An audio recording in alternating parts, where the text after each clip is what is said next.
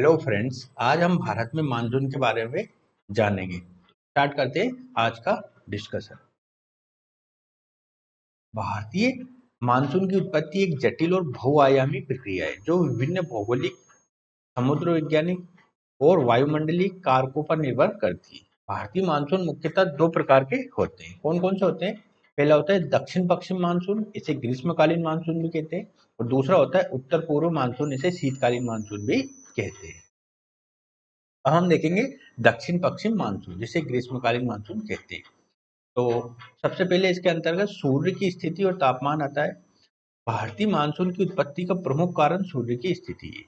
गर्मियों के दौरान सूर्य की किरणें उत्तरी गोलार्ध पर लंबवत पड़ती है, जिससे भारत और उसके आसपास के क्षेत्र में तापमान तेजी से बढ़ता है। विशेष रूप से उत्तरी भारत और राजस्थान के थार मरुस्थल में अत्यधिक गर्मी के कारण निम्न दबाव, है ना, लो प्रेशर एरिया का निर्माण हो जाता है ना। ये वाला जो क्षेत्र है भारत का, इस पर निम्न दबाव का क्षेत्र उत्पन्न हो जाता है। ठीक है। दूसरा आता है हिंद महासागर पर उच्च दबाव। वहीं हिंद महासागर पर अपेक्षाकृत ठंडा होने के कारण उच्च दबाव हाई प्रेशर एरिया बना रहता है। ये दबाव का अंतर, हाई प्रेशर और लो प्रेशर के बीच जो प्रेशर डिफरेंस रहता है, मानसूनी हवाओं को भारत की ओर खींचने में सहायक सिद्ध होता है ना। ये जो टेम्परेचर डिफरेंस यहाँ पे बना होता है, यहाँ पे निम्न दबाव का क्षेत्र रहता है, यहाँ पे उच्च दबाव का क्षेत्र रहता है। तो जो टेम्परेचर डिफरेंस होता है, उसके कारण ये जो मानसूनी हवाएं होती है भारत की ओर चलने लगती है।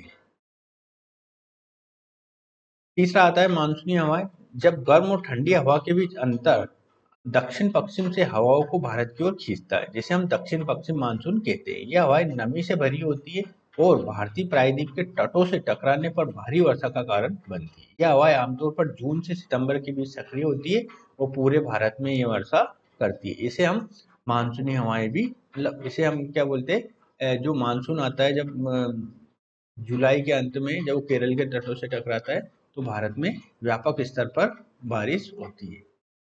समुद्र का प्रभाव। समुद्र के ऊपर से आने वाली हवाएं बहुत नमी लेकर आती है। भारतीय प्रायद्वीप के पश्चिमी घाट और पूर्वी हिमालय की पहाड़ियां इन हवाओं को बाधित करती है, जिससे अत्यधिक वर्षा होती है। पश्चिमी घाटों के समानांतर बहने वाली हवाएं भारी होती है, विशेषकर केरल और कोंकण के क्षेत्रों में। तापमान और दबाव का परिवर्तन। अब आता है हमारा दूसरा वाला, कौन सा? उत्तर पूर्व मानसून, जिसे हम शीतकालीन मानसून भी कहते हैं। तो इसके अंतर्गत तापमान और दबाव का परिवर्तन।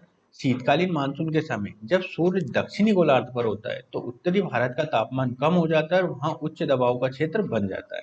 वहीं दक्षिणी भारत और हिंद महासागर के ऊपर निम्न दबाव का क्षेत्र बनता है ना। जो मैंने इसके पहले डायग्राम बनाया बताया था, वो वाला है ये वाला।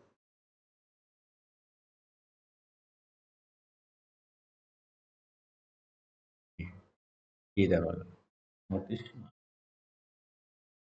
यहाँ पे उच्च दबाव का क्षेत्र बन जाता है, यहाँ पे निम्न दबाव का क्षेत्र बन जाता है, इसलिए हवाएं इधर से नीचे की ओर जाने लगती है। दो तरह से मानसून होता है, दक्षिण पश्चिम मानसून और उत्तर पूर्व मानसून। नेक्स्ट आता है उत्तर पूर्व मानसून के अंतर्गत हवाओं की दिशा।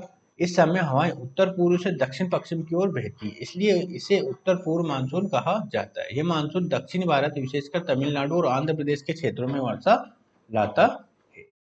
अब मानसून के कुछ ऐसे प्रभाव भी है जिससे भारतीय मानसून पर सकारात्मक और नकारात्मक प्रभाव पड़ता है, हमें वो जानना जरूरी है। सबसे पहला है एल नीनो और ला नीनो। ये प्रशांत महासागर की जलवायु परिस्थितियां जो भारतीय मानसून को प्रभावित करती है। एल नीनो की स्थिति मानसून को कमजोर करती है और वर्षा में कमी करती है ना। जिस समय अगर भारत में मतलब एल नीनो का प्रभाव रहेगा, तो भारतीय मानसून कमजोर माना जाएगा, है ना, सूखे की स्थिति बनेगी। अगर जबकि ला लीना मानसून को मजबूत बनाता है और अधिक वर्षा होती है ना। ला लीना इसके जस्ट अपोजिट कॉन्सेप्ट होता है। अगर ला लीना की स्थिति बनती है, तो भारत में ज्यादा बारिश होती है। जेट स्ट्रीम, ये ऊंचाई पर बहने वाली तेज हवाएं जो मानसून के आगमन और उसकी तीव्रता को प्रभावित करती है।